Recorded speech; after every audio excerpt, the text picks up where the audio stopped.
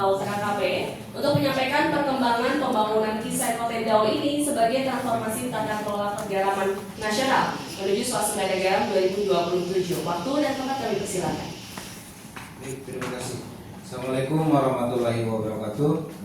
Waalaikumsalam. Bapak Ibu semua, seperti kita ketahui setelah dikeluarkannya Kepres 17/2025 tentang pelarangan impor garam dalam rangka mewujudkan swasembada garam, kita dibatasi oleh waktu untuk memenuhi kebutuhan garam nasional. Salah satu upaya yang strategis yang kita lakukan adalah dengan pembangunan kawasan sentra industri garam nasional di Rote. Pemilihan Rote ini dilakukan melalui proses yang cukup panjang dengan berbagai penilaian dan penelitian gitu, sehingga kita menetapkan di sana sebagai kawasan sentra industri garam nasional, di mana pembangunannya akan dilakukan melalui strategi ekstensifikasi dan metode produksi dengan standar industri. Itu yang akan dilakukan di sana. Kemudian selain strategi ekstensifikasi dengan membangun kawasan sentra industri garam nasional ini, juga kami akan melakukan beberapa proses intensifikasi terhadap kondisi existing yang sekarang ada di industri garam, yaitu para petambak garam tradisional. Jadi ada dua yang kita lakukan, yang kita fokuskan pada ekstensifikasi di Rote dan juga intensifikasi di kawasan di sentra-sentra garam tradisional, ya, tambak-tambak aja. Itu yang kita lakukan. Nah, untuk di Rote ini ada penetapan kurang lebih 10.000 hektar yang akan dilakukan nanti oleh KKP, di mana tahap 1 zona satunya itu akan kita upayakan selesai di tahun 2025 ini. Sementara di sana dibangun ada 10 zona ya, jadi secara bertahap. Nah, ini diharapkan akan bisa memenuhi kebutuhan garam yang selama ini terjadi gap ya, antara kebutuhan dengan ketersediaannya. Kebutuhannya tahun 2024 itu sekitar 2024 ya, 2025 kebutuhannya itu 4,9 juta ton kebutuhannya. Sementara pasokannya yang tersedia ini dari industri dalam negeri ini masih sekitar 2 jutaan, ya, 2 juta ton. Jadi masih kurang cukup banyak untuk memenuhi kebutuhan di 2025 ini. Nah, disitulah peran nanti kawasan sentra industri garam memenuhi kebutuhan itu. Walaupun belum semuanya terpenuhi, tapi dengan membuat garam existing yang dilakukan oleh para petambak ini, kita tingkatkan kualitas dan standar produknya, maka bisa dipakai untuk garam industri. Jadi kalau diberikan gambaran bahwa yang sekarang ada ini ya, garam-garam masyarakat dari petambak itu lebih banyak untuk garam konsumsi. Jadi untuk garam konsumsi sebenarnya sudah swasembada. Yang masih dibutuhkan kebutuhan garam yang cukup banyak, gapnya itu adalah di kebutuhan untuk industri. Ini 77,7% ini masih diimpor. Nah, ini tujuan dari kawasan sentra industri garam yang tadi saya sampaikan akan dibangun di Rote, sehingga bisa dipenuhi kurang lebih dengan perencanaan yang sekarang masih kita buatkan itu bisa memenuhi 2,6 juta ton. Jadi kurang lebih bisa terpenuhi lah. Dan ada pengembangan juga di Rote yang kita perkirakan bisa sampai memenuhi sampai dengan 3 juta ton mungkin. Itu kira-kira secara garis besar ya, kenapa kita memfokuskan fokuskan untuk pengembangan kawasan sentra industri garam di Rote ini adalah dengan tujuan untuk memenuhi kebutuhan garam industri yang gapnya cukup besar. Dengan kualitas produk tentu harus sesuai dengan standar yang dibutuhkan oleh sektor industri yang menggunakannya. Ada perbedaan cukup banyak antara garam tambak dengan garam tambak rakyat dengan garam yang nanti akan diproduksi dari Rote ini. Pertama dari jumlah yang dalam sekali produksi mungkin akan besar, dan dengan homogenitas kualitas yang diharapkan sama. Ini yang diperlukan dengan kandungan NaCl-nya yang sesuai dengan kebutuhan di sektor industri.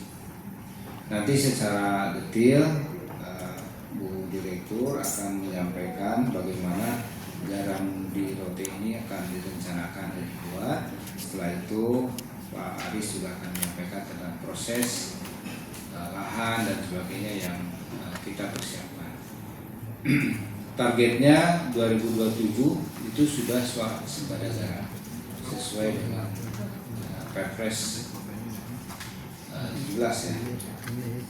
Demikian dari saya, nanti dilanjutkan oleh Bu Misna. Silakan.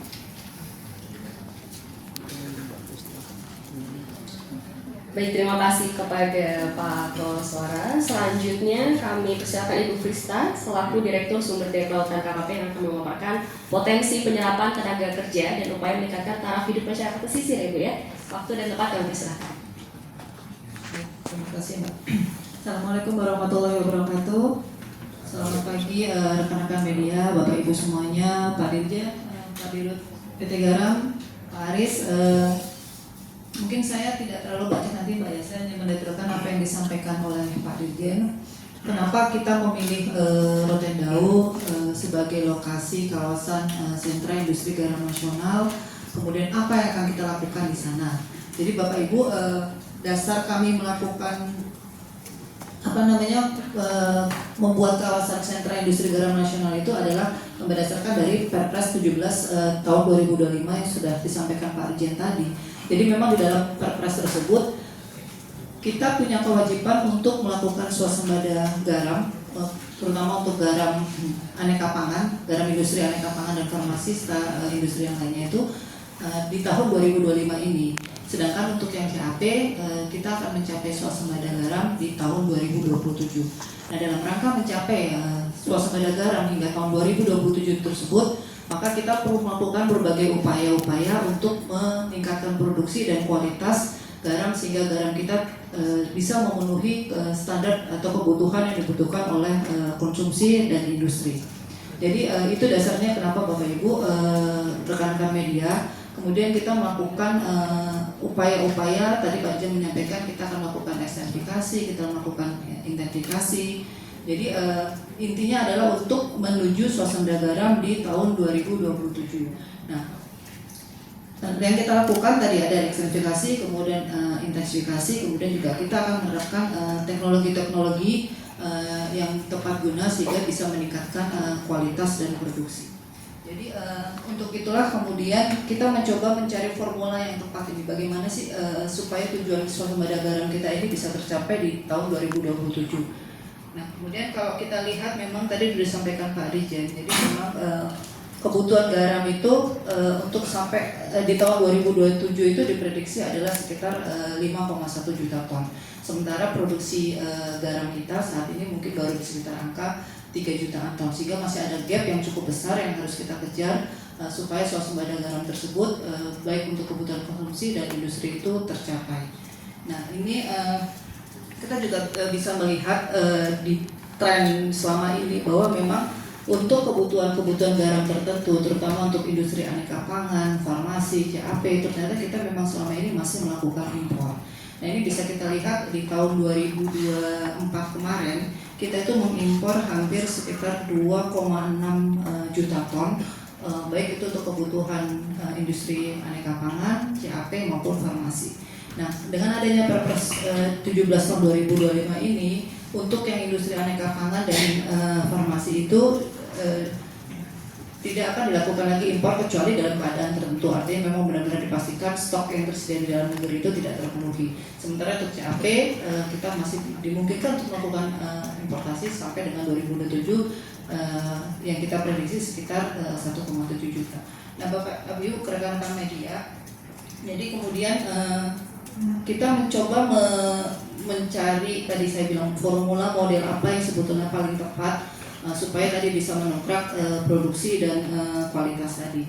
Jadi ini akan kita terapkan di Rotendao. Jadi di Rotendao itu kita akan buat semacam kawasan industri sentra garam. Di situ kita akan mulai dari proses dari hulu sampai hilirnya, dari produksi sampai dengan nanti pasca produksinya termasuk distribusinya. Itu yang akan kita lakukan nanti di Rotendao. Jadi kita akan buat satu kawasan industri, kita akan buat pembukaan lahan tambak garam baru dengan kita intervensi beberapa teknologi, kemudian kita akan intervensi seperti pabrik-pabrik pengolahan yang untuk memproses produk yang dihasilkan dari tambak supaya tadi memenuhi kualitas dari kebutuhan di industri. Mungkin bisa terus. Mungkin terus saja. Iya. Jadi kenapa kemudian kami memilih Rotendao? Pada lokasi ini kan cukup jauh dari pasar, dari market ya. Ini dengan berbagai pertimbangan yang disampaikan Pak Dirjen tadi. Jadi kita punya benchmark bahwa selama ini memang di dunia itu salah satu negara produsen garam yang memiliki garam kualitas baik dengan produksi banyak itu adalah di Australia.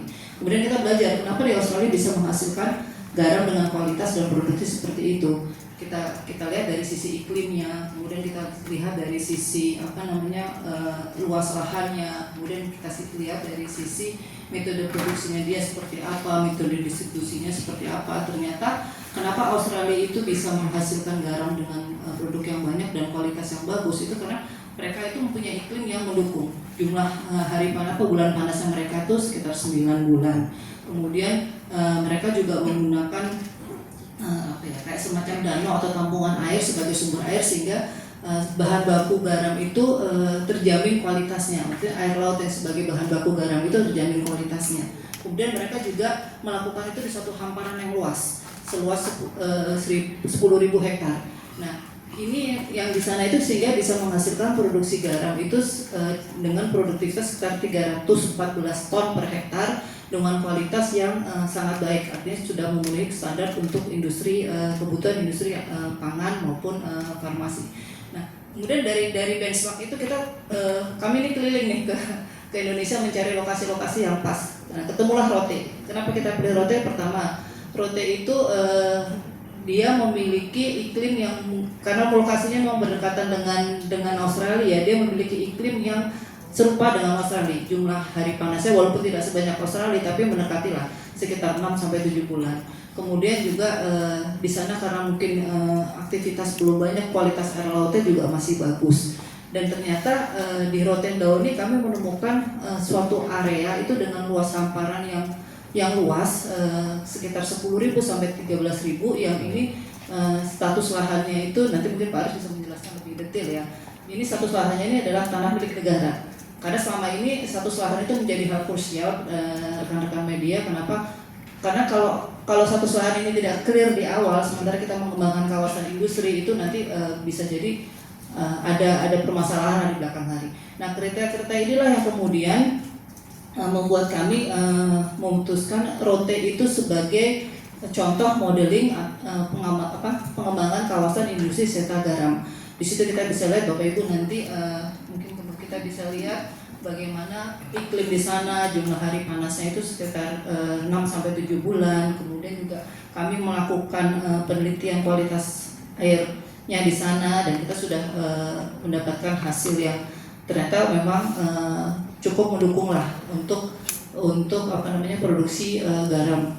Di sana juga kami menemukan suatu semacam danau yang akan digunakan sebagai sumber air baku. Nah, ini sudah mirip-mirip, kondisi ini sudah mirip-mirip dengan tadi benchmark kami di Dampier, Australia.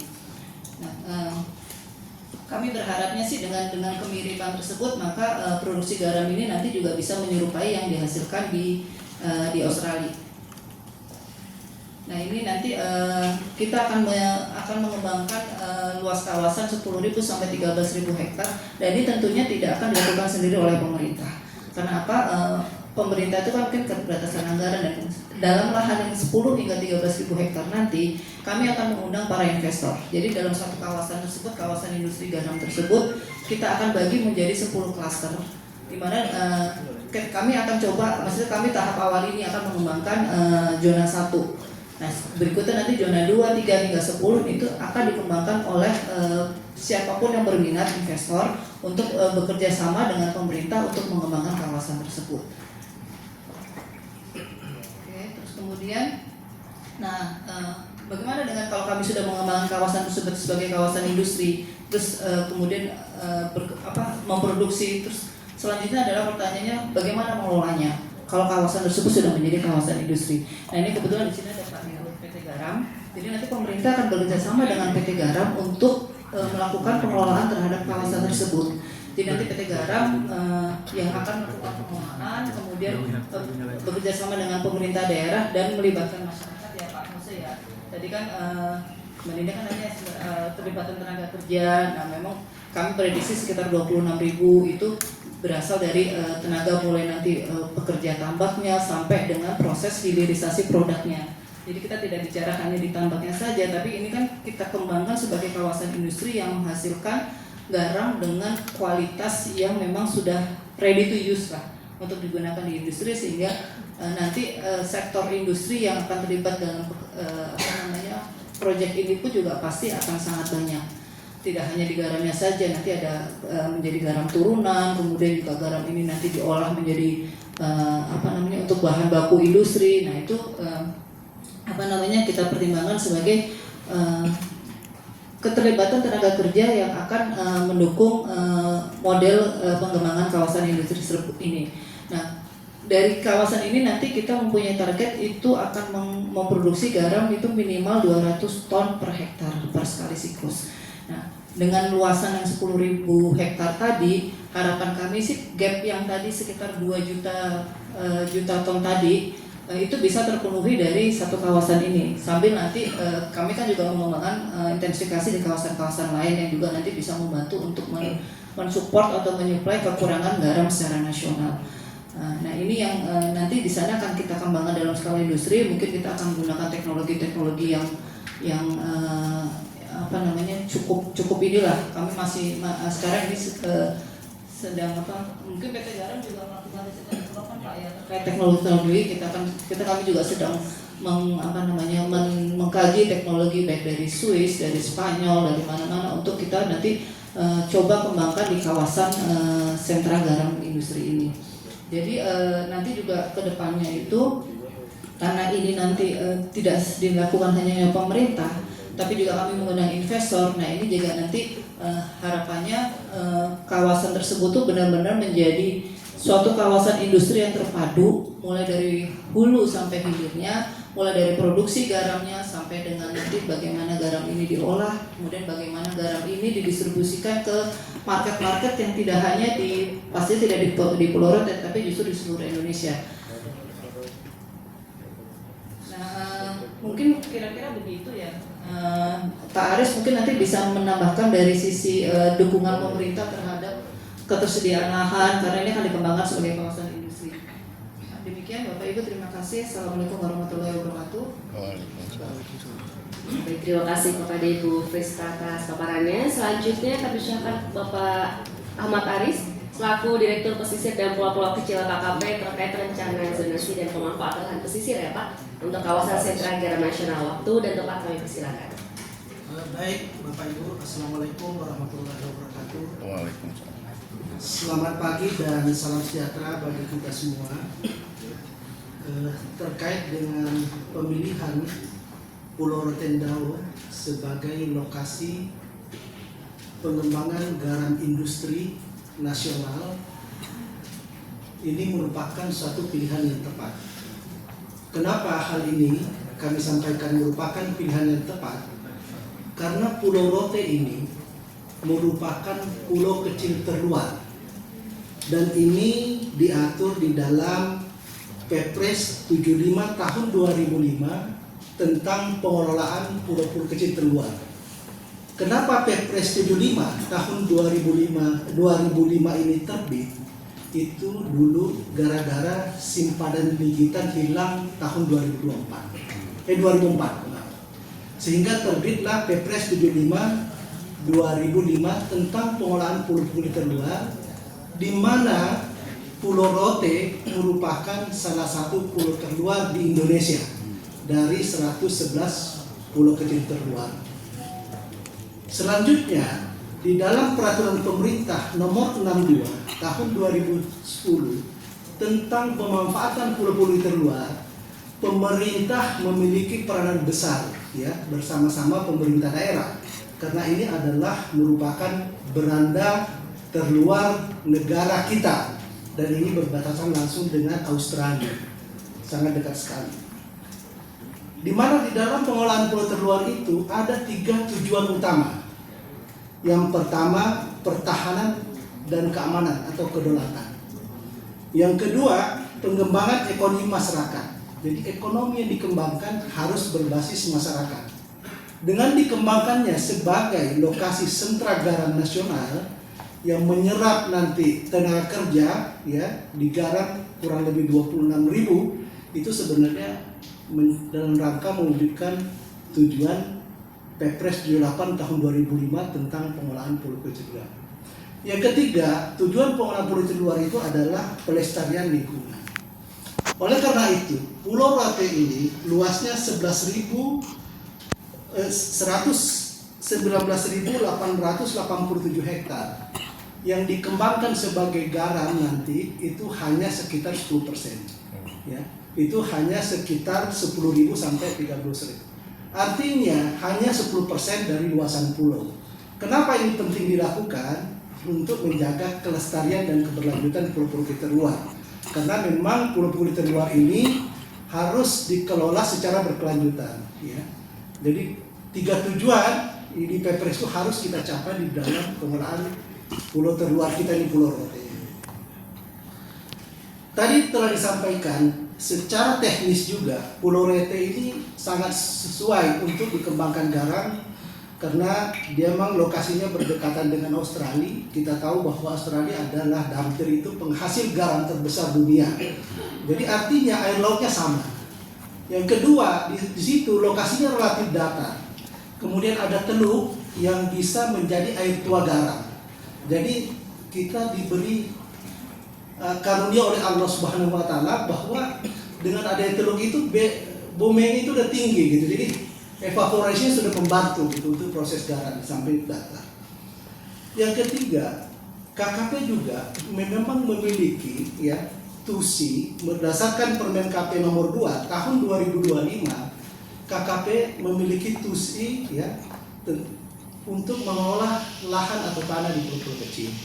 Oleh karena itu, untuk mendorong atau memberikan karpet merah dalam pengembangan investasi di pulau-pulau kecil, KKP hadir untuk menyiapkan lahannya lebih awal. Sehingga nanti investor yang akan berinvestasi atau akan bekerja sama tidak mengalami kesulitan di dalam ya penyediaan lahan. Jadi KKP hadir di awal. Kemarin kita sudah MOU dengan kantor pertanahan untuk melakukan sertifikasi atas nama KKP dalam bentuk hak pakai atau hak pengelolaan. Sehingga investor itu tidak diragukan lagi terkait lahan. Kenapa ini bisa dilakukan? Karena memang di Pulau Rote itu penduduknya tidak banyak, penguasaan lahan masyarakat itu baru sekitar 30% dari lokasi yang ada. Artinya 70% lahan yang ada itu bisa dikuasai negara, dan itu akan memudahkan nanti investor untuk melakukan investasi. Jadi kita berikan karpet merah terhadap investor-investor yang ingin bergabung di sini nanti untuk mengembangkan dalam rangka mewujudkan swasembada garam. Mungkin itu yang dapat kami sampaikan. Terima kasih. Assalamualaikum warahmatullahi wabarakatuh.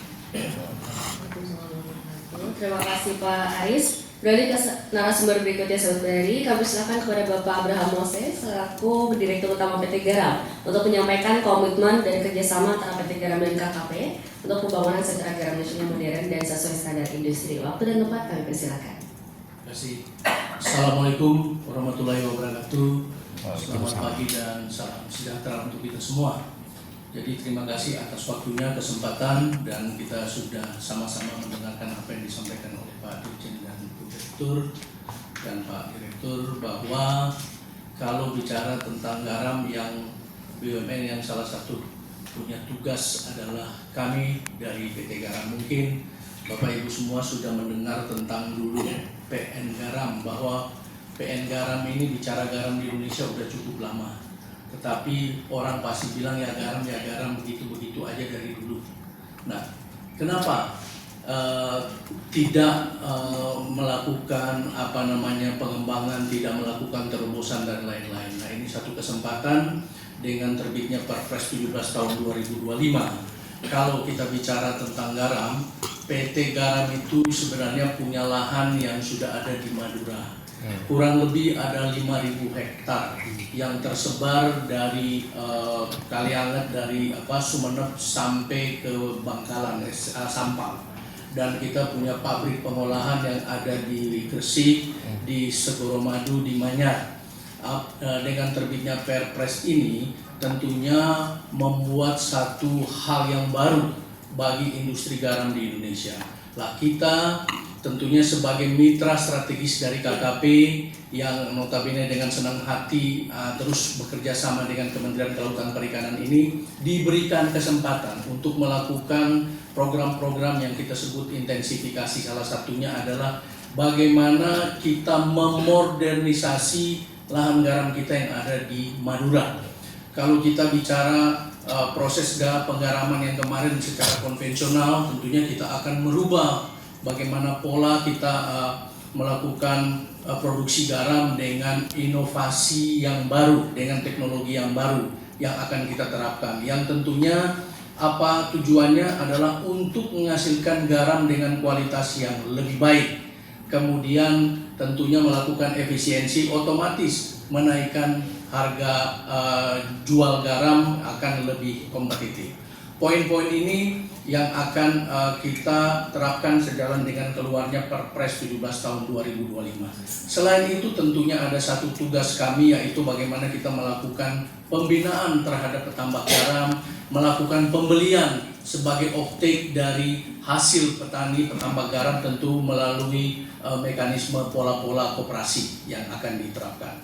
Semua ini tentunya atas kerjasama dengan Kementerian Kelautan Perikanan, di mana PT Garam sebagai mitra strategis. Dengan adanya rencana pembangunan kawasan sentra industri garam nasional di Rote yang sudah diinisiasi oleh Kementerian Kelautan ini, dan kami yang sudah disampaikan tadi berikutnya akan menjadi operator untuk melakukan pengolahan garam yang ada di Rote ini, tentu dengan senang hati. Yang terjadi pertumbuhan ekonomi nasional akan betul-betul berkembang, dan kebutuhan swasembada garam yang kita menjadikan target tahun 2027 itu bisa terpenuhi.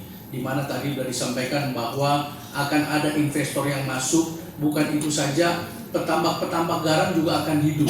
Kalau tadi disampaikan mungkin dari 1 hektar itu bisa 7 atau 10 orang, sehingga bisa mencapai 25.000 tenaga kerja terserap, mungkin bahkan lebih.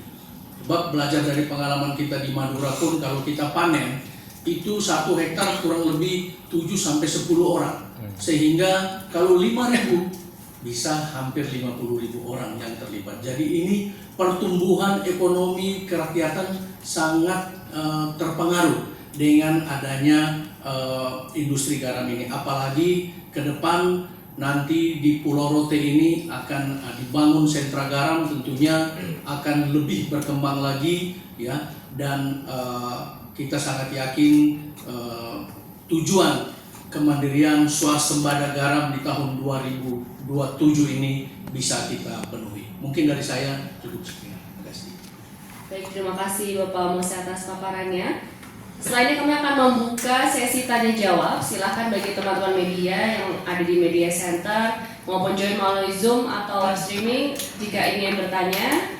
Dan untuk rekan-rekan kami persilakan untuk bertanya mengenai pembahasan yang dibahas dalam press con kali ini, yaitu mengenai Kisain Rotendao.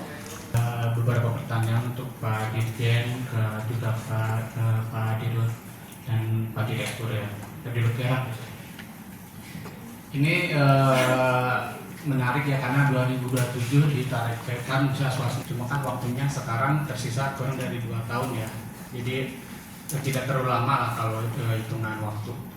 Maksud saya dengan kondisi sekarang dan juga jumlah impor garam yang terus stabil di kisaran tiap tahunnya gitu ya, yang dikirim ke sini itu juga menjadi tantangan Pak. Sementara kalau dengan melihat sentra garam existing juga menghadapi tantangan, karena memang sebagian besar kan sentra garam rakyat. Sementara kebutuhan yang paling besar itu justru di industri. Maksud saya kalau dengan bergantung kepada Rotendao ini, berarti mau nggak mau mulai tahun 2025 ini harus sudah full supporting untuk industri garam juga, begitu ya Pak Dirjen dan Pak Dirut. Berapa untuk tahun ini proyeksi di Rotendao ini? Kalau tadi Ibu bilang 3 juta ton ya perkiraan dari Rotendao, tapi kan berhubung tahun ini baru memulai, apakah tahun ini akan tercapai di 3 juta ton sehingga substitusi kepada kebutuhan impor garam ini cukup mendekati gitu, kalau memang kurang sedikit itu, ataukah memang tahun ini kurang dari itu sehingga impor ini tetap dipertahankan, walaupun tadi disebutkan 600.000 1,8 tahun ini, terus tahun depan berkurang gitu ya. Tapi ini pun kan baru mulai. Kedua juga, walaupun di Rotendao ini memiliki iklim mirip di Australia, tapi pada kenyataannya kan Rotendao ini iklimnya tropis, mungkin agak berbeda dengan di Australia Bu ya. Tambahan lagi karena sekarang ada krisis iklim ya Pak, Ibu, apakah sudah mempertimbangkan ke arah sana bahwa di pesisir ini sedang dihajar oleh krisis iklim? Apakah itu berpengaruh kepada rencana produksi ataukah memang seperti apa strateginya? Terus yang berikutnya, maaf ya Pak, saya bacakan takut salah.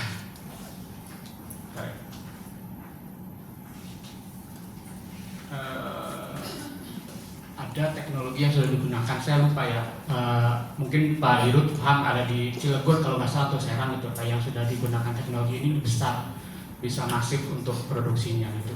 Dan ini juga kandungan NaCl juga memenuhi untuk garam industri ya.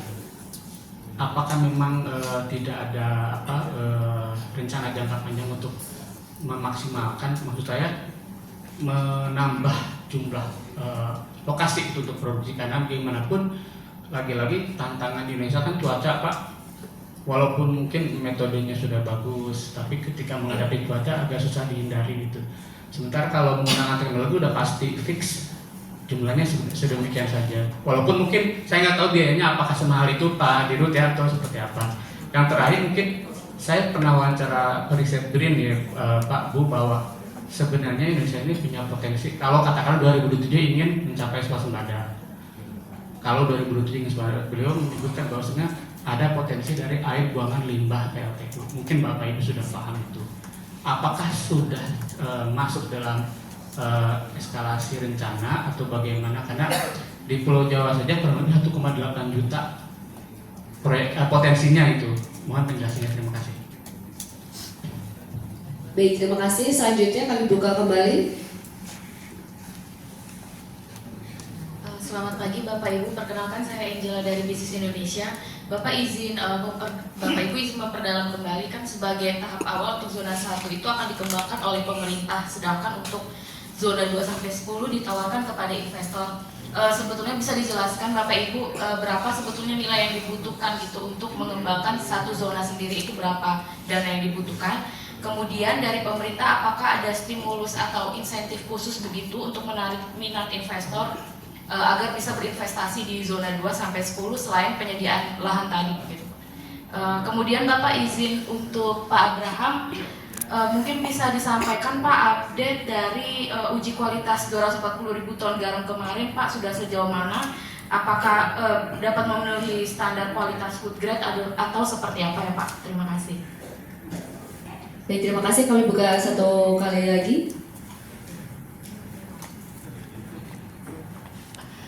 Saya Galuh dari Antara, mau nanya, sebelumnya itu kan ada lokasi pengembangan garam di Saburai Jua, itu sekarang jadinya seperti apa setelah ada ini? Terus yang kedua nggak jauh beda, mitigasi risiko iklim dan pencemaran lingkungannya sendiri seperti apa? Terima kasih.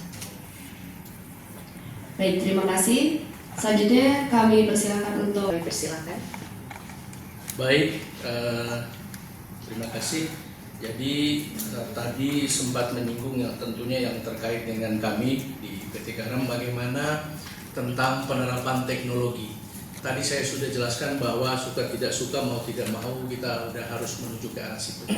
Bab kalau kita akan mendapatkan hasil garam yang lebih baik tentunya dengan kondisi geografis cuaca seperti saat ini sekarang ini yang ada di Indonesia tentu sangat sulit kita bisa menghasilkan misalnya dengan spesifikasi di atas 97% dengan spesifikasi CAMG yang maksimal 0,01%, sehingga mau tidak mau kita harus menerapkan teknologi. Salah satu betul sekali yang disampaikan bahwa sudah ada terpasang ya di Banten sana oleh salah satu industri pengolah garam juga. Kita sudah berbicara dengan mereka, bahkan minggu depan kita akan ketemu, karena memang betul sekali kalau secara total teknologi ini tentu mahal, tetapi kita akan mencoba membuat in-house. In-house dalam arti tidak semua modul kita akan buat, tetapi beberapa modul penting kita sudah buat dalam negeri.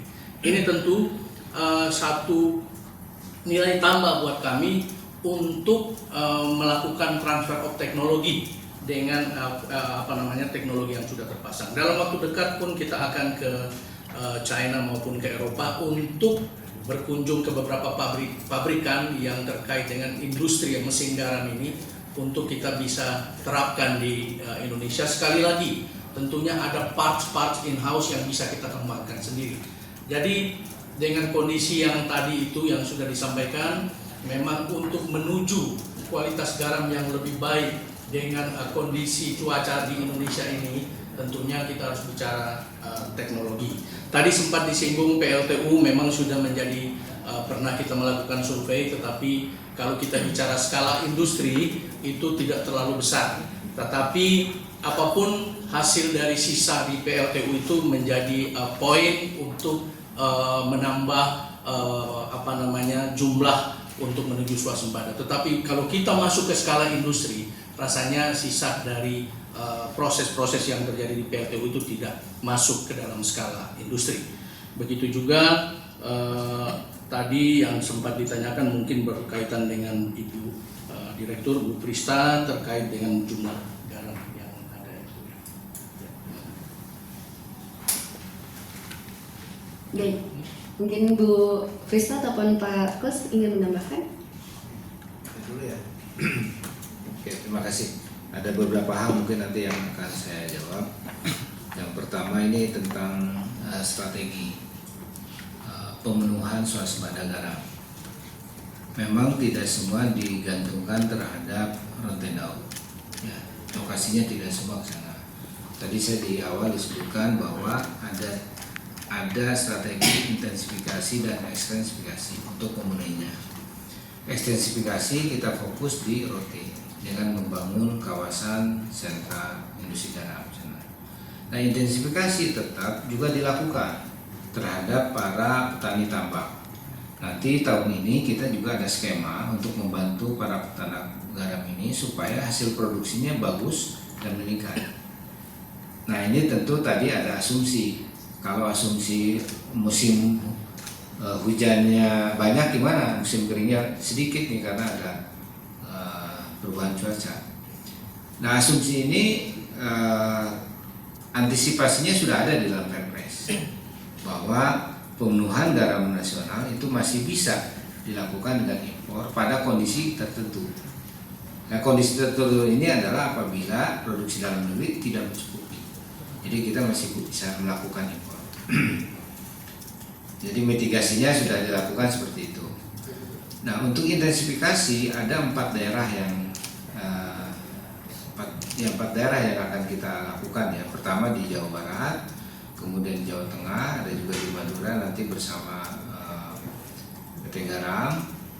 Nah, ini kita lakukan bantuan terhadap para petambak garam ini melalui skema koperasi.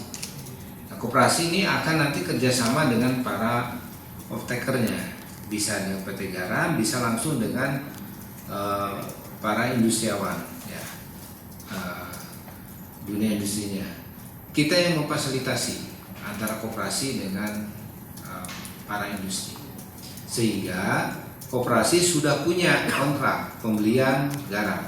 Nah, dari kontrak itulah maka dijadikan pedoman patokan kepada masyarakat atau petambak garam.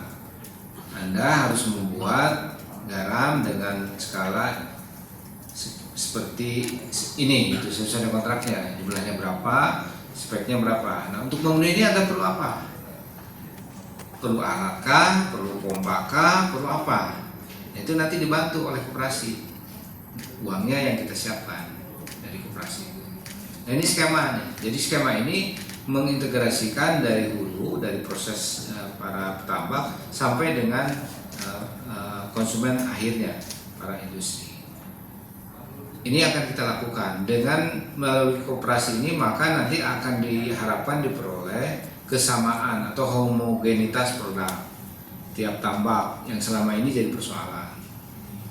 Kan satu koperasi atau satu wilayah itu misalnya ada 100 atau 500 petambak, kualitasnya beda-beda antara petani satu, petambak satu, petambak dua dan sebagainya. Ada yang kualitasnya bagus, ada yang kualitasnya kurang.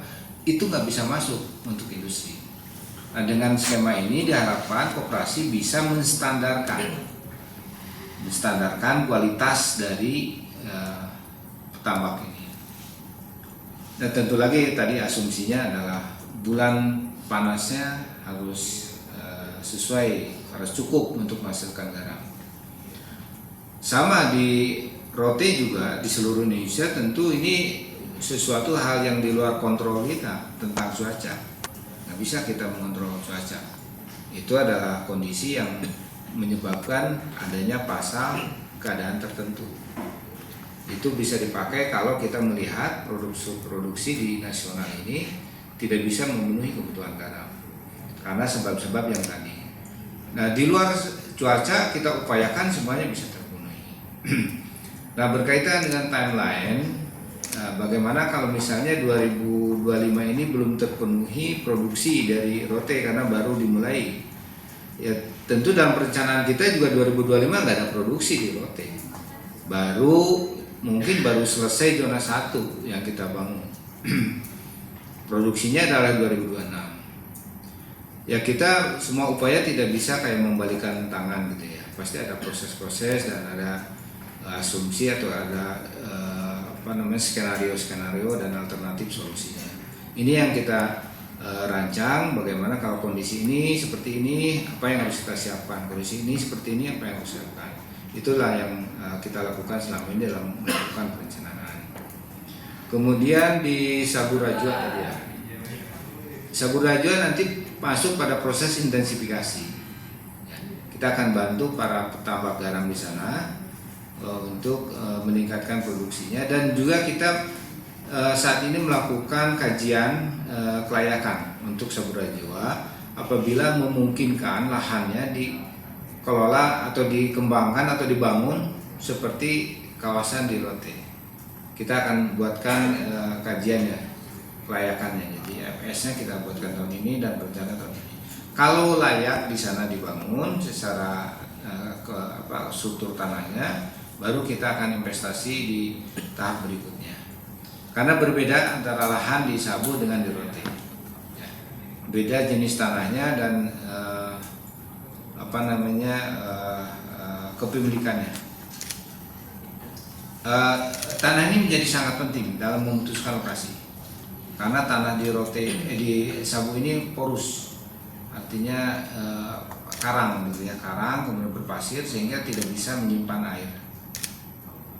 Ini yang menjadi pertimbangan utama. Kalau menggunakan membran bisa aja, tapi nanti biayanya jadi mahal. Nah ini kaitannya juga teknologi. Teknologi itu bisa dipakai kalau garamnya adalah garam untuk spek yang lebih tinggi. Jadi nilai jual per kilonya itu tinggi. Tapi kalau spek untuk konsumsi atau untuk penggunaan industri yang lebih rendah lagi harganya, itu penggunaan teknologi kayaknya masih mahal hasilnya. Jadi memang pilih-pilih. Tadi yang di Banten itu untuk manufaktur itu ya. Iya, untuk garam manufaktur. Yang memang harganya mahal kalau itu garamnya. Terus apa lagi?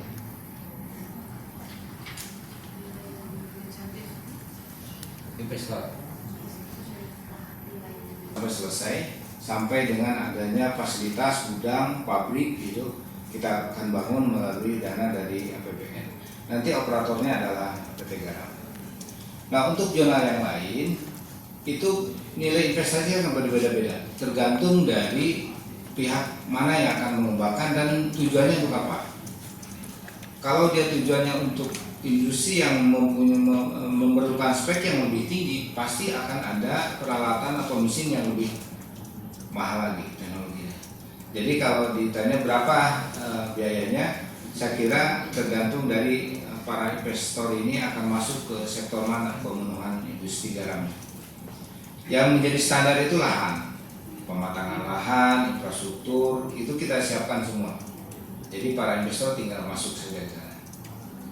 Nah itu kita kembangkan menjadi kawasan sentra industri garam di Rote itu seperti itu.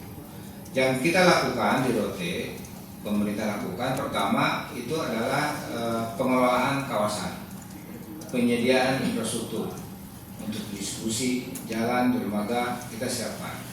Kemudian pengaturan air baku ini dari teluk tadi. Dari teluk kita atur semua zona ini bisa terpenuhi kebutuhan dari air bakunya, air garamnya.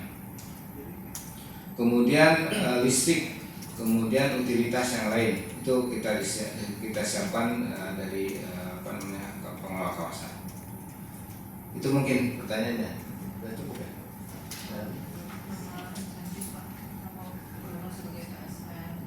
Oh insentif ini kalau misalnya kita tetapkan nanti Rote ini sebagai kawasan ekonomi khusus, ya ini juga akan kita tempuh, maka ada insentif pajak nanti di sana.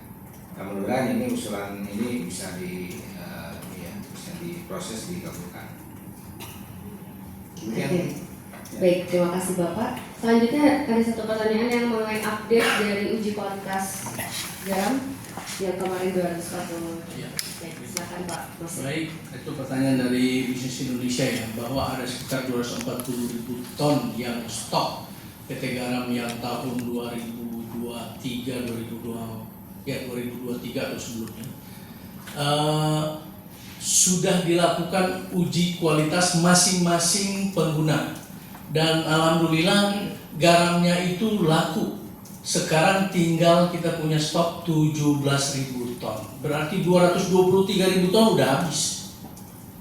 Artinya garam itu bisa digunakan untuk aneka pangan. Jadi garam klasifikasi garam olahan itu yang stok 240 udah terpakai. Sekarang tinggal 17.000. Memang kita akui bahwa masing-masing industri pangan ini berbeda-beda kualitasnya. Sehingga yang 240.000 ton yang stok lama itu masuk ke kualitas atau klasifikasi industri F&B yang mereka cocok untuk itu. Tetapi mungkin yang tetap memerlukan spesifikasi CAMG yang lebih kecil lagi, tentunya kita masih membutuhkan proses lanjut seperti yang tadi saya sampaikan. Mau tidak mau kita harus ada satu teknologi, harus ada treatment sehingga untuk bisa memenuhi ke kualitas industri pangan tentu yang memerlukan spek lebih tinggi lagi. Tetapi kenyataannya 240.000 itu sekarang tinggal 17.000 ton dan alhamdulillah bagi PT Garam itu bisa terjual. Itu saja. Terima kasih. Baik, terima kasih. Selanjutnya ini ternyata di online itu juga banyak yang bertanya Bapak. Saya bacakan untuk Pak Abraham Mose dahulu dari Nindya-Sari Utari. Seperti apa standar teknologi dan operasional yang akan ditetapkan PT Garam di tambak modern dan unit pengolahannya?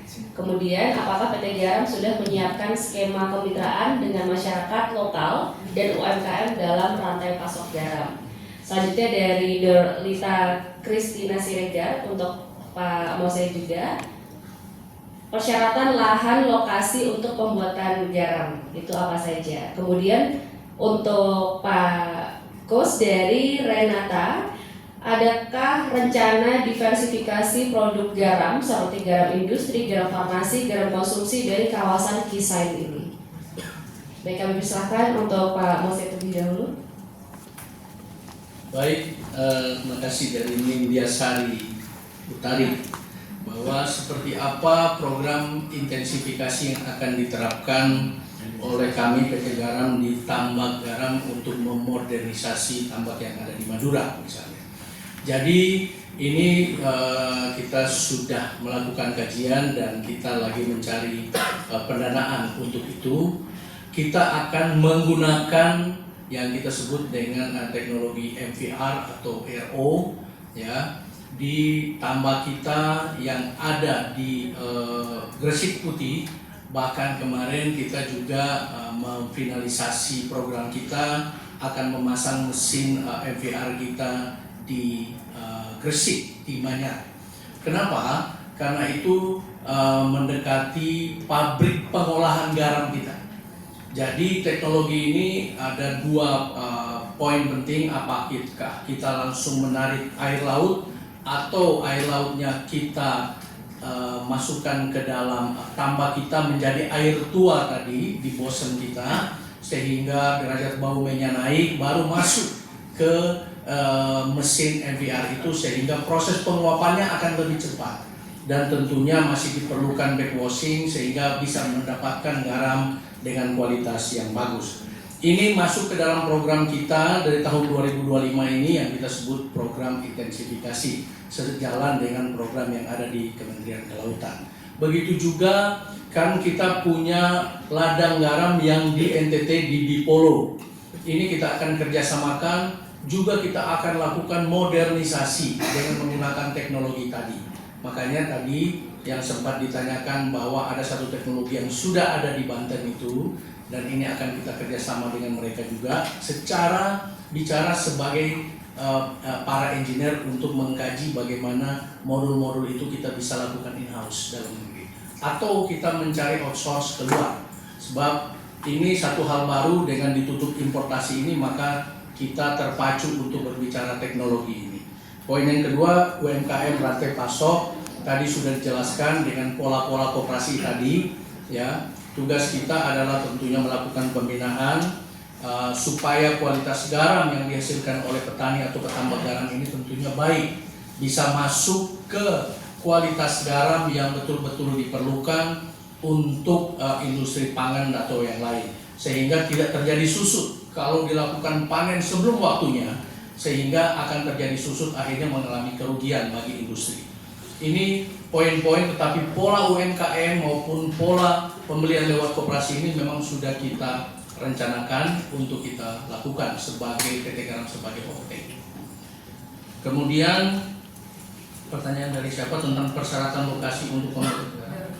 Oh iya, Dorlita, bahwa tentunya yang harus dilakukan pertama sudah seperti yang disampaikan Pak Dirjen tadi, kita mencari lokasi, ya lokasi lahan untuk penggaraman atau kita melakukan survei terhadap salinitas kandungan garam di air laut itu ada pengujiannya.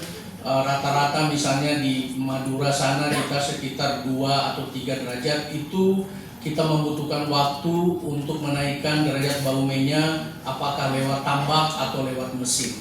Tetapi persyaratan tentunya seperti itu bahwa kita harus punya lahan untuk melakukan kristalisasi garam. Jadi kalau mungkin ada tempatnya bisa konsultasi dengan kita ya mudah-mudahan bisa menjadi penyumbang swasembada garam ke depan. Makasih. Baik, terima kasih Komisi. Selanjutnya Pak Agus untuk menjawab pertanyaan dari Renata. Apakah adakah rencana diversifikasi produk? Ya, terima kasih. Ini menarik nih kalau bicara hilirisasi, karena menurut perhitungan kita dari bisnis garam itu perputaran uang itu sekitar bisnis garamnya ya per tahun itu sekitar antara 11 sampai 12 triliun garamnya. Tetapi dia berpengaruh terhadap sektor atau industri yang punya nilai yang sangat tinggi. Kita hitung sampai 12.000 triliun. Pengaruhnya gitu, walaupun di sini kecil, tapi pengaruh terhadap industrinya sangat besar. Apabila yang kecil ini kita lakukan hilirisasi, maka nilainya akan tambah lagi. Ini akan kita lakukan. Nah di Rote ini, di kawasan sentra industri garam ini, untuk zona 1 itu pada proses menghasilkan garam saja yang standarnya industri zona 1. Jadi NaCl-nya di atas 97, ya bisa sampai 98 atau 99. Nah untuk zona yang lain itu dipersilakan para investor ataupun nanti ada teknologi yang bisa menghasilkan turunan dari garam atau lainnya untuk dikembangkan di zona yang lain, karena banyak. Dan tadi kan ada pertanyaan tentang limbahnya bagaimana. Ternyata air laut itu nggak ada limbah.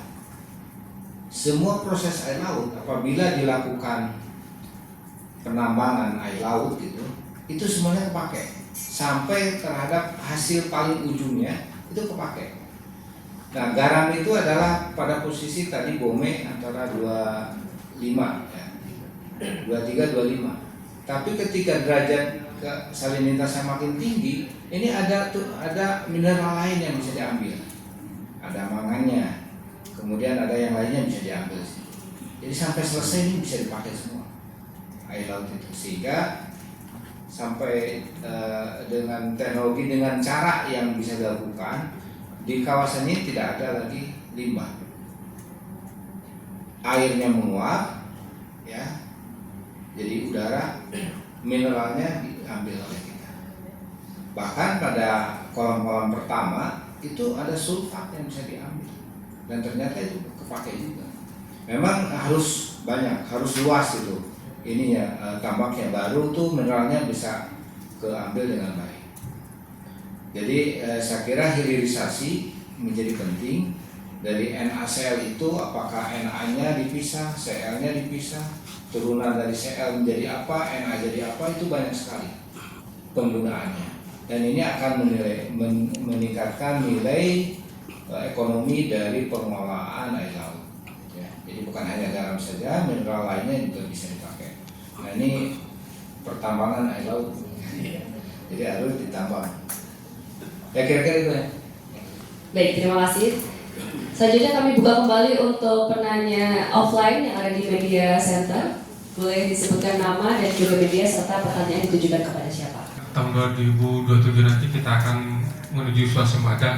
Pertanyaannya, selama ini sebenarnya kendala yang kita hadapi apa sih Pak, sehingga baru tahun 2027 kita melakukan swasembada, padahal kan kita tahu sendiri stok air laut kita begitu berlimpah. Mungkin bisa dielaborasi Pak.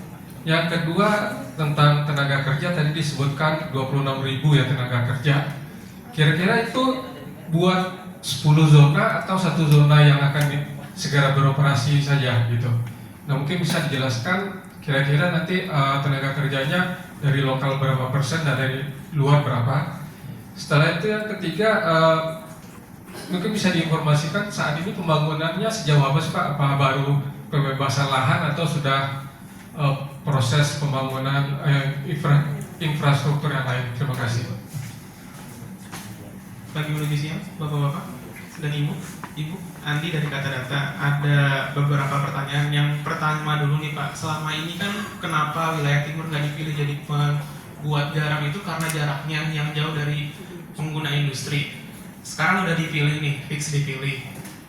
Apa yang membuat pemerintah percaya diri ini garam bakal bisa dibeli industri yang ada di Pulau Jawa? Apakah nanti, soalnya kalau menghitung sekarang distribusi kan 17% dari PDB ya Pak, tentu tidak akan kompetitif, apalagi dengan garam impor. Kalau garam dari NTT tidak ada intervensi dari pemerintah, apa intervensinya yang membuat pemerintah optimis NTT, garam dari NTT bisa dipakai di industri yang ada kebanyakan di Pulau Jawa ini? Terus yang kedua, soal investasi tadi Pak, kan ini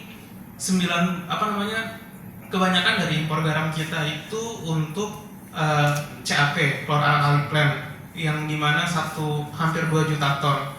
Tadi Bapak juga bilang di paparan bahwa ini barang rote ini untuk cover CAP. Tadi Bapak bilang investasi akan sesuai dengan produk garam yang akan diserap industrinya.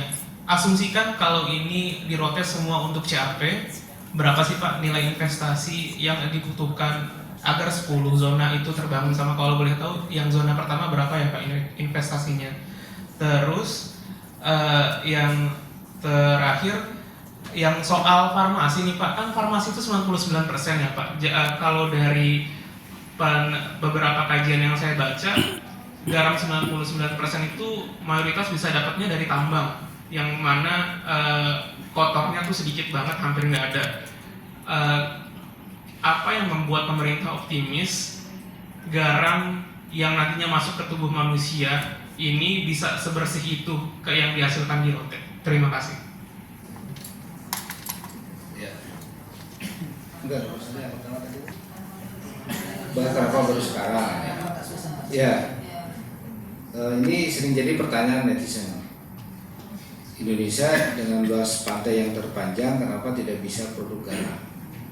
Ini tadi juga sebenarnya dari yang pertanyaan yang pertama itu sudah ada tentang cuaca. Tidak seluruhnya pulau di Indonesia ini bisa memproduksi garam dengan baik, karena kita daerah tropis dengan curah hujan yang tinggi. Ya. Jadi untuk memproduksi garam ini bulan keringnya, bulan kemaraunya tuh harus di atas 6 bulan baru dia bisa menghasilkan garam dengan baik. Kalau di bawah itu bisa membuat garam tapi kecil-kecil sedikit, jadi tidak bisa massal untuk proses produksi. Dan di negara di Asia Tenggara ini yang produksi garamnya cukup banyak di Indonesia, di Singapura, Malaysia nggak ada, di Malaysia nggak ada produksi garam karena memang cuaca udara dan cuacanya tidak mendukung. Itu satu ya. Kemudian yang kedua, di Jawa ini yang bisa di Pulau Jawa, yang bisa itu di Pantura dan di Madura, yang lainnya sedikit dengan panas dan kondisi lahan. Jadi dari dari kondisi ini pemenuhan garam yang selama ini ada itu tidak bisa memenuhi kebutuhan yang di sektor industri, karena dari jumlah aja sudah kurang, sementara industri terus bertambah. Nah, kemudian di rote di daerah timur ini juga tidak semuanya tidak bisa dipilih menjadi tempat untuk industri. Ya, tadi saya sudah disampaikan oleh Bu Krista bagaimana cara memilihnya. Tanah menjadi pertimbangan utama untuk ekstensifikasi, karena tidak bisa kita melakukan pembangunan ekstensifikasi kalau tanahnya tidak cocok untuk membuat garam. Nah itu pertanyaan pertama ya. Jadi kita memilih, kenapa baru sekarang kita produksi untuk swasembada. Yang paling utama itu adalah adanya Perpres. Itu Perpres ini luar biasa. Kalau Presiden tidak mengeluarkan Perpres ini, selamanya kita tidak ada upaya untuk membuat swasembada garam. Dengan adanya Perpres tersebut, maka impor dilarang. Artinya garam harus semua kita penuhi. Dan dengan adanya Perpres ini, maka semua upaya kita kerahkan untuk swasembada. Nah, kemudian pertanyaan berikutnya tentang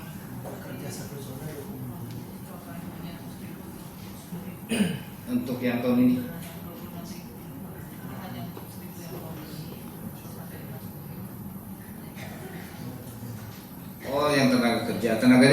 26.000 itu untuk seluruh kawasan 10 zona itu 26.000 kira-kira kebutuhan tenaga kerjanya. Progres pekerjaan kita saat ini pertama yang dilakukan adalah perencanaan, menyelesaikan perencanaan. Kemudian insya Allah nanti awal Juli itu sudah mulai groundbreaking konstruksi. Insya Allah kalau tidak ada halangan-halangan yang lainnya ya, mudah-mudahan ini dilancarkan sehingga akhir tahun itu bisa selesai zona 1 konstruksinya. Kemudian pertanyaan selanjutnya dari Andi Kata Data, Pak. Oke, tentang jauhnya ya. Ya. Ini berkaitan juga dengan kualitas dan kuantitas. Kalau mengembangkan di timur ini pada proses intensifikasi, ini tidak mungkin bagus karena intensifikasi hasilnya tidak akan cukup nilainya untuk mengurangi biaya transportasi. Jadi kalau dia produksinya banyak, ya, baru nilai transportasinya, biaya transportasinya itu akan berkurang. Nah, kalau kita proses intensifikasi di timur dengan memberdayakan para petambak saja, itu akan habis oleh biaya ongkosnya. Itu satu. Jadi dari kuantitas, maka makin banyak produksi di timur, di Rote atau di Sabu atau di timur atau di Kupang, misalnya di Lombok itu, maka biaya transportasi untuk pengangkutan ke Jawa, ke tempat industri itu akan semakin kecil. Itu dari kuantitas. Kemudian kenapa kita yakin Rote bisa memenuhi standar kebutuhan industri. Di Rote ini kita akan produksinya akan kita selesaikan sampai end product, tidak perlu diolah lagi, sehingga nilainya akan tinggi. Dengan demikian biaya transportasi dari Rote itu bisa di-cover. Ya, kalau selama ini garam tambak rakyat itu harganya rendah. Kalau diangkut ke Jawa nggak bisa bersaing dengan harga impor. Tapi kalau sudah jadi produk jadi, sudah jadi NaCl yang sudah bagus, tidak perlu dibersihkan lagi, tidak perlu diolah lagi, maka harganya akan tinggi. Sehingga biaya transportasi dari timur itu tidak jadi masalah untuk masuk ke sektor industri yang ada di Pulau Jawa. Ya itu kira-kira jawabannya. Ya, kalau di sana kualitasnya nggak bisa diragukan lah, kualitas garamnya. Karena pertama dari airnya yang bagus, yang bersih, dan kita sudah ngetes, itu baru garam rakyat yang kita tes, hasil labnya itu sangat bagus, di atas 98 ya, 99% NaCl-nya. Jadi bagus, itu baru garam rakyat, belum pakai teknologi yang akan kita pakai di Rote. Cukup ya? Cukup. Investasi tadi belum Pak? Investasi. Nilai investasi di investasi. zona 1 sampai zona 10. Kita baru bisa sampaikan bahwa kita punya anggaran untuk di Rote ini 750 miliar. Jadi nanti akan dipakai untuk membangun, menyelesaikan zona 1 plus infrastruktur di seluruh zonanya. Ya, itu nanti sampai berapa dapatnya itu akan kita selesaikan di infrastruktur di zonanya, di 10 zonanya. Kalau di zona 1 itu selesai. Nah, berapa hitungannya baru kisaran saja karena kita masih menyusun DD ya, menyusun desainnya. Kisarannya antara 500 sampai 600 untuk zona 1 ini dengan semua fasilitas. Kurang lebih gitu. Di zona lain kira-kira di basic desainnya sama Pak? Kalau zona lain kita hanya menyiapkan lahan yang siap bangun. Nah, nanti mereka mau membuat tambaknya seperti apa, metodenya, mau membuat pabriknya bagaimana, itu terserah dari investor. Baik, cukup? Terima kasih kepada para narasumber hari ini atas penjelasan yang luar biasa. Sebelum kita akhiri, dipersilahkan kepada Bapak Koswara, Bapak Mose, Bapak Aris, dan Ibu Krista untuk menyampaikan closing statement-nya. Boleh dimulai dari Pak Koswara? Baik, terima kasih. Alhamdulillah. Jadi dengan adanya Perpres 17 2025 ini, proses waspada garam nasional ini kita sudah mulai dengan menetapkan Rotendao sebagai pengembangan kawasan sentra industri garam nasional. Minggu kemarin Pak Menteri sudah meninjau lokasi dan sudah menyerahkan penetapan lokasi kepada Pak Bupati. Kemudian kami juga sudah melakukan beberapa kerjasama kolaborasi. Mudah-mudahan dengan proses awal yang sudah dilakukan oleh Bapak Menteri, ini ke depan proses berikutnya mulai perencanaan sampai dengan pelaksanaan dan operasi bisa diberikan kelancaran dan kekuatan untuk melaksanakan pekerjaan, sehingga swasembada garam ini bisa dipenuhi dari rencana-rencana yang kita buatkan di Rote dan juga pengembangan intensifikasi di tambak raya. Demikian, terima kasih. Baik, selanjutnya Bapak Mose boleh menyampaikan closing statement. Baik, jadi sejalan apa yang disampaikan Pak Dirjen dengan adanya Perpres 17 2025 ini tentang penggaraman nasional dan adanya stop import, ini merupakan satu goodwill pemerintah, satu kesempatan yang sangat baik dari pemerintah untuk seluruh stakeholder, untuk seluruh industriawan yang ada di Indonesia. Ayo bersama-sama membangun industri garam di Indonesia ini agar supaya apa yang kita ingin bahwa kita akan menjadi tuan rumah di negara kita sendiri, sehingga swasembada garam itu kita bisa capai. Ya. Terima kasih. Baik, terima kasih. Selanjutnya Ibu Krista. Melalui swasembada garam ini, sebetulnya ini tidak hanya kita bagaimana memproduksi atau meningkatkan kualitas, tapi ini adalah upaya pemerintah untuk melindungi petambak garam sebagaimana yang ada di Undang-Undang 7 nomor 2000 Undang-Undang nomor 7 tahun 2016. Jadi tugas kita adalah melindungi nelayan petambak garam. Nah, ini adalah upaya kami dengan swasembada ini, kita membangun modeling. Ini sebetulnya upaya kami untuk melindungi petambak garam. Baik, terima kasih. Selanjutnya Bapak Aris.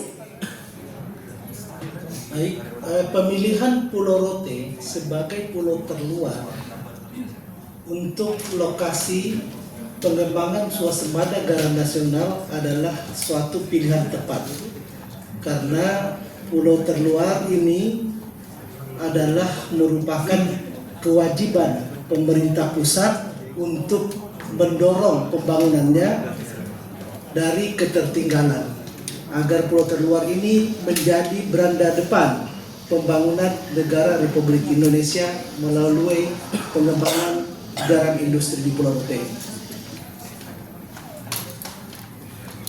Baik, terima kasih kepada para narasumber yang sudah hadir pada hari ini. Sahabat Bayari, tadi kita telah mendengarkan paparan terkait langkah dan inisiasi Kemandirian Garam Nasional menuju swasembada garam di tahun 2027 melalui bangunan kawasan sentra industri garam nasional di Rotendao, Nusa Tenggara Timur. Dalam jangka panjang, Kisain Rote ini juga akan menjadi model pengembangan industri garam modern di wilayah-wilayah potensial lainnya. Dengan tata kelola yang terukur dan partisipatif, pembangunan kawasan sentra garam nasional ini diharapkan menjadi praktik baik dalam pembangunan sektor kelautan yang produktif, inklusif, dan berkelanjutan. Sekali lagi mengucapkan terima kasih kepada para narasumber kita yang luar biasa, Bapak Ahmad Koswara, Bapak Abraham Mose, Ibu Krista Yorhadita, dan Bapak Ahmad Aris, serta rekan-rekan media yang telah mengikuti konferensi pers pada siang hari ini secara offline maupun online. Ikan cucut, ikan teri, tanpa garam bukan ikan asin namanya. Saya Gita dan tim pamit undur diri, sampai jumpa di konferensi pers berikutnya. Assalamualaikum warahmatullahi wabarakatuh.